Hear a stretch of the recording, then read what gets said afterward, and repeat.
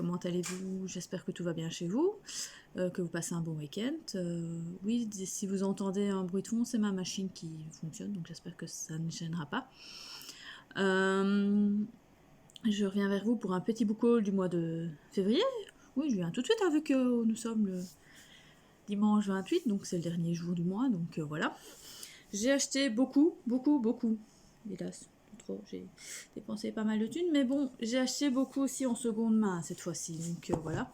Alors, je vais commencer par une série de livres. Je suis une grande fan de X-Files, enfin, c'est de ma génération, hein, donc voilà.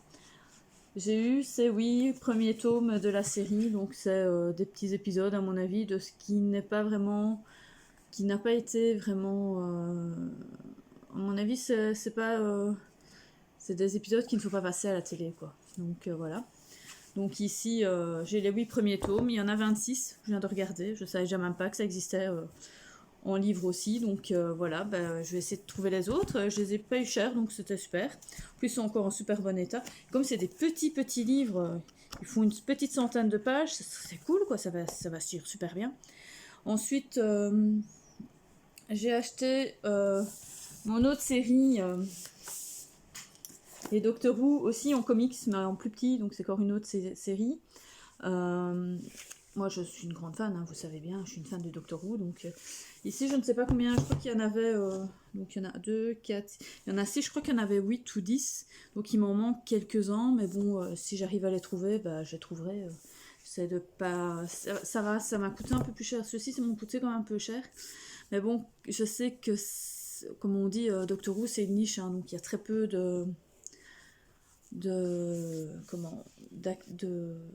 personnes qui sont fans en Europe, enfin du moins en France et en Belgique, enfin surtout en Belgique, il n'y a pas beaucoup de gens qui aiment bien, donc c'est très peu connu.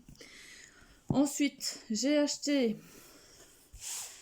craqué pour Anne au pignon vert, donc la version hardback.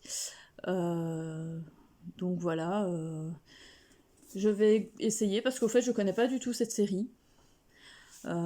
Mais alors vraiment pas du tout, hein. Ça ne me dit absolument rien, je n'ai pas grandi avec ça. Moi j'ai connu Candy, et Dragon Ball et tout ça, mais ce dessin animé, jamais vu, donc ça me dit rien du tout. Ni en livre, je me souviens pas avoir lu ça quand j'étais enfant, donc voilà, on va essayer, je vais essayer ça. On verra bien ce que ça va donner. J'ai réussi à retrouver le 3e tome des Mondes des Willam en grand format, parce que le premier je l'avais en grand format, donc je voulais essayer de le trouver de cette même édition de chez Rajo, la même édition donc que le premier, hein, comme ça me fera une belle bibliothèque. Donc il manque le 2e tome. Ouais, je vais réussir à le trouver en bon état, comme en plus c'est vraiment réellement en bon état, je suis super contente. Donc ça c'était, mais ah non, j'ai trouvé aussi le tome 3 de Rebecca Keane, donc Potion macabre de Cassandra O'Donnell, que je vais lire au mois de mars pour la lecture commune avec Céline Lecture et toute la bande. Donc ici je l'ai trouvé en de seconde main. Par contre les autres on ne les trouve pas, les 4, 5, 6... ça m'ennuie un peu parce que quand on voit le prix qui coûte quand même, enfin voilà quoi. Mais bon, celui-ci, j'avais pas encore payé trop cher. Donc, par contre, il n'est pas en super bon état. La couverture est un peu déchirée, mais bon, je pense que c'était dû au transport plutôt. Donc voilà. Ensuite, j'ai trouvé, par rapport à Il est bien ce livre qui est tombé sur un nouvel auteur du Nord, là, enfin norvégien ou je sais plus, non, islandais. J'ai acheté L'homme du lac de Arnaldur Indridason. Donc en seconde main, j'ai trouvé celui-là. J'ai trouvé donc qui parle donc d'un comment ça parle au fait, c'est une série au fait d'un policier qu'on suit sur plusieurs enquêtes, et c'est Séverine de Il est bien ce livre qui en a parlé, qui trouvait que c'était des super enquêtes de de romans nordiques. Donc je vais essayer, on verra bien ce que ça va donner. Et donc du coup j'ai trouvé en même temps La Voix, qui est un autre tome, je sais plus c'est quel. Je sais pas du tout c'est quel tome, moi je les lirai comme ça, je les lirai pas spécialement l'un à la suite des autres, parce que bon, voilà, je les ai pas, donc je vais pas attendre que je les ai tous pour pouvoir les lire. Et Hypothermie, donc voilà. J'espère que j'aimerai, que ça commence à... J'espère que je vais aimer et que ça va me m'hyper, parce que voilà quoi, j'aime vraiment bien souvent les trucs, les auteurs nordiques, les thrillers nordiques, donc j'espère que je vais bien apprécier. Ensuite, je me suis pris le deuxième tome de Pretty Guardian, Sailor Moon en éternelle édition, donc ils sont en édition plus comics que manga. Donc, oui, ça c'est ma jeunesse, hein, donc voilà, il n'y a rien à faire. Je ne le relirai pas maintenant parce que, comme je vous l'avais déjà dit dans un autre book haul, quand j'ai acheté le premier, au fait, je les ai lus il n'y a pas très longtemps. Toute la série, mais en manga normal. Et donc, je les avais trouvés à ma bibliothèque. Et ici, comme ils sortent maintenant en version un peu comics, comme ça, je me suis dit, je vais les acheter parce que j'aimais vraiment, vraiment bien. Maintenant, je sais pas si je les achèterai tous parce que il y a quand même beaucoup de tomes, mais ils sont pas donnés. Hein. Ensuite, j'ai craqué au tome 4 d'Harry Potter en version Serpentard. Forcément, fallait. Hein. Comme ça, je continue ma petite sélection. Donc, dans cette version-ci, je prends un tome par école, enfin par maison. Donc, ici, j'ai les 4 premiers tomes, c'est chaque fois. Donc, c'est Gryffondor, j'ai pris Gryffondor, j'ai pris Serdaigle, j'ai pris Poufsouffle, et donc ici, Serpentard. Donc, je reprendrai Gryffondor pour la 5e maison. Donc je n'aurai qu'un tome de Serpentard, mais bon, moi comme je suis pas Serpentard, ça va, comme je suis Serdaigle au départ. Donc voilà. Ensuite, j'ai reçu via la Cube en Young Adulte Sphère de Alexiane Delis. Donc c'est un livre Young Adulte, donc ça c'était via la Cube Young Adulte au fait. Au départ, je devais le recevoir l'année dernière, mais moi, j'ai jamais reçu, donc j'ai quand même envoyé un mail pour savoir comment ça se fait que j'avais pas reçu le troisième cube, donc et direct, ils m'ont renvoyé celui-là, sans problème.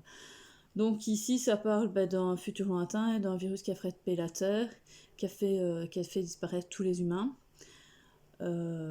Et donc, ils vont se sauver, enfin ceux qui sont encore en vie étaient dans un nouveau monde, et donc il faut passer par la sphère pour des simulations permettent de découvrir les nouveaux horizons des époques passées ou futures, mais aussi de rencontrer des hommes. On va voir ce que ça va donner, je ne sais pas du tout. On verra bien. Voilà, c'est un young adulte, donc ça se lira facilement. Et ensuite, mes 2 derniers achats, c'est bien sûr le Promised Neverland, le tome 18, c'est ça, 18, oui, de Posika de Mizu et de Kayu Shirei. Forcément, hein, je suis une fan, donc il fallait que j'achète, c'est le dernier qui vient d'arriver. Et le tome 9 de Moriarty de Ryosuke Takushi et Hikaru Miyazoshi, que je suis aussi une grande fan, vous savez bien. Ces deux mangas-là, c'est vraiment mes préférés. Alors, en même temps, je vais vous faire en même temps... on va passer tout ça de l'autre côté. Zoup, là. Je suis allée à la bibliothèque hier. Et je me suis dit, tiens, je reprends quelques BD et surtout un livre. Parce que je voudrais bien faire cette lecture commune avec Steph de Piketty. Donc sur tout le mois, lire Le Ken Follett, La chute des géants. Donc ici, c'est le tome 1. Donc ici, c'est une version plus ancienne donc, que celle qu'elle a. Donc, parce qu'il est ressorti ici il n'y a pas longtemps en version poche, je pense. Donc voilà. Et ça parle de la Première Guerre mondiale et de destin de plusieurs personnes pendant cette période assez trouble qui était la Première Guerre mondiale. Donc j'espère que je vais apprécier, parce que bon, moi je suis... en fait, Ken Follett, j'ai jamais lu. J'avais regardé un peu la série Les Piliers de la Terre, mais je n'étais pas très fan parce que c'est pas du tout ma période, le Moyen-Âge, je suis vraiment pas fan, donc je me suis dit, ah bah tiens, je savais pas qu'il avait fait sur la Première Guerre, je me dis, ah bah, je vais regarder sur celui-là, peut-être que celui-là va me plaire plus, et du coup, bah, je dirais peut-être d'autres de ces livres, mais ici, Moyen-Âge, je suis vraiment pas fan, donc je pense pas que je dirais quand même les Piliers de la Terre pour autant. Mais celui-ci, il m'a l'air bien, maintenant on verra ce que ça va donner. Ça va, c'est quand même écrit assez grand, donc... mais il y a quand même il y a 1000 pages, quoi. Quasiment. C'est quand même une sacrée dédicace, oui. Il y a 998 pages. Mais plus un petit truc là, donc ouais, il y a 1000 pages, quoi. Super. Ça va aller, tout va bien. Ça va être une dédicace. Mais bon, comme c'est en lecture commune, on doit lire au fait 33 pages par jour. Ça devrait aller. Mais comme j'ai encore une autre lecture commune ce mois-ci, faire 2 lectures communes, ça va être assez compliqué. Donc je sais pas comment je vais faire. Enfin bref. Ensuite, la bibliothèque a commandé les 2 derniers tomes donc, du Train des orphelins. Donc je vais voir ce que ça va donner cette série, enfin la fin de cette série, parce que franchement j'avais trouvé ça super intéressant de savoir ce qui s'était passé donc pendant la récession donc entre la première et deuxième guerre mondiale en Amérique sur les enfants, parce qu'il y a eu énormément d'orphelins à cette époque-là en Amérique. Et donc l'histoire c'était que ces orphelins qui habitaient à New York, au fait, se faisaient adopter par des gens dans le sud, parce que dans le sud, justement, ils avaient besoin de main-d'œuvre, et donc les 3 quarts du temps, les enfants étaient envoyés dans ces maisons, enfin dans ces familles, mais plus un peu, je ne vais pas dire comme esclaves, mais quasiment comme main-d'œuvre moins chère que de faire venir des hommes et tout, parce que les hommes, il y en a beaucoup qui étaient morts à cause de la Première Guerre. Donc du coup, on utilisait les enfants pour faire des tâches ingrates et même très dures. Donc ici, je voulais savoir comment ça se terminait cette série. Donc voilà. C'est vraiment une super BD très très intéressante point de vue historique. Donc voilà. En plus, elle n'est pas énorme comme tome, vu qu'il n'y a que 8 tomes, donc c'est chouette, quoi. C'est pas une grosse saga de 25 000 tomes. Ensuite, j'ai pris Le jour, la nuit s'est levé de Becca, Marco et Maïla aux éditions Bambou. Donc, en fait, c'est de la même série que Le jour où le bus est reparti sans elle. Mais c'est toujours des histoires différentes, mais c'est sur ce sont des histoires contemporaines, mais sur la façon de vivre différemment en fait. C'est vous montrer un autre point de vue de la vie, comme quoi c'est pas toujours mettre au boulot dodo, et que certaines actions font que on pourrait vivre totalement autrement et être bien dans sa peau et dans sa tête. Donc ici, ça parle d'une jeune femme, tempête de froid neige, de plusieurs personnes en fait qui sont bloquées dans une librairie et pendant ce temps-là, ils vont remonter leurs souvenirs d'enfance, réfléchir un peu à leur vie, voir un peu quel héritage ils ont familial et tout, enfin bref, l'éducation qu'ils ont reçue, enfin ça va parler un peu de tout, de la vie en général, quoi. Donc je pense que ça va être intéressant. Et en même temps, j'ai pris l'autre tome, c'est le dernier au fait. Non, c'est l'avant-dernier au fait. Donc ça c'était le dernier tome, ça c'est l'avant-dernier. Le jour où il a suivi sa valise, donc c'est l'histoire en fait de Guillaume et de sa compagne qui partent à Bali pour un voyage méditatif. Je vais y arriver. Mais seulement ils ont perdu leur bagage, donc ils proposent aux gens en fait de rester là pour récupérer ses bagages. Pendant ce temps-là, il va rencontrer des gens à Bali et il va voir que la vie est totalement différente par rapport à chez nous. Et à mon avis, il va changer sa façon de voir la vie, quoi. Donc ça va être super intéressant à mon avis. Et ensuite, je me suis pris mon petit Jean-Claude Servet. Je ne l'avais pas lu celui-là, ça doit être un nouveau. Donc Le fils de l'ours. Je ne sais pas du tout de quoi ça parle.